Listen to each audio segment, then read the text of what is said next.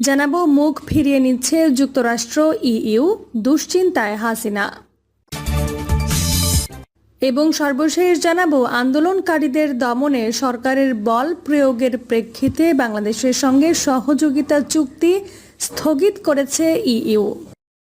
এতক্ষণ শুনছিলেন সংবাদ শিরোনাম, এবার বিস্তারিত। স্বৈরাচারী সব ছিদ্র বন্ধ করলেও একটা বন্ধ করতে ভুলে যায়, যা দিয়ে তার পতন হয়।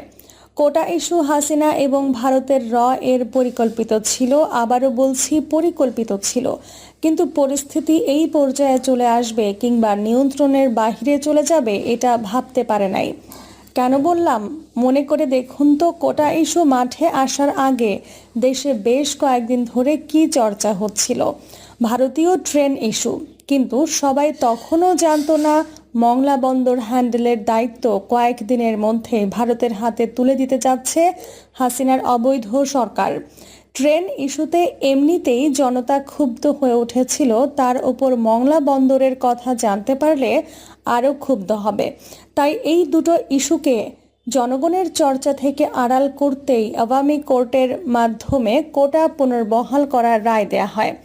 ওদের প্ল্যান ছিল ছাত্ররা কয়েকদিন হইচই করবে সোশ্যাল মিডিয়া এবং সরকারের পালিত টিভি চ্যানেল সরগরম থাকবে সেই ইস্যুতে, আর এই সুযোগে তারাও সেই ডামাডোলের মধ্যে ভারতের সাথে কাজ সেরে নেবে।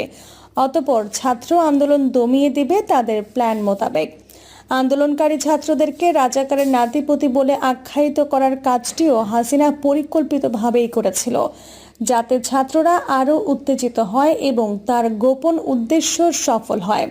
কিন্তু বছরের পর বছর বুকের মধ্যে তীব্র ক্ষোভের আগুন জ্বলতে থাকা ভুক্তভোগী বিক্ষুব্ধ জনতা ছাত্রদের সাথে যোগ দেবে এবং ক্ষোভের অ্যাটমিক বিস্ফোরণ ঘটবে। পরিস্থিতি সরকারের নিয়ন্ত্রণের বাহিরে চলে যাবে, এটি ক্ষমতার দম্ভে সরকারের গণনায় ছিল না।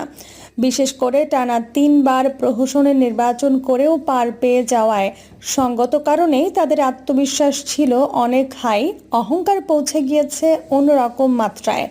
এটাই শতভাগ সত্য। কোটা সংস্কার এর ব্যানারে শুরু হওয়া আন্দোলনে যেদিন বিক্ষুব্ধ জনতা যোগ দেওয়ার পরিস্থিতি তৈরি হয়ে গিয়েছে ফ্যাসিস্ট সরকারের ভুল পদক্ষেপের কারণে, সেদিন থেকে এটি হয়ে উঠেছে দেশের আমূল সংস্কারের আন্দোলন। ফ্যাসিবাদের জগদ্দল পাথর জাতির বুক থেকে সরানোর আন্দোলন। সেদিন থেকেই আওয়ামী ছক উলট পালট হয়ে যায়। এখন তারা পাগলের মতো এক একজন এক এক ভাবে বকতেছে। হাতে আর কোনো কার্ড নেই খেলার, তাই পুরনো অচল কার্ডগুলো দিয়ে খেলার চেষ্টা করতেছে। যেমন ডুবন্ত মানুষ খড়কুটা ধরেও বাঁচতে চায়, তাই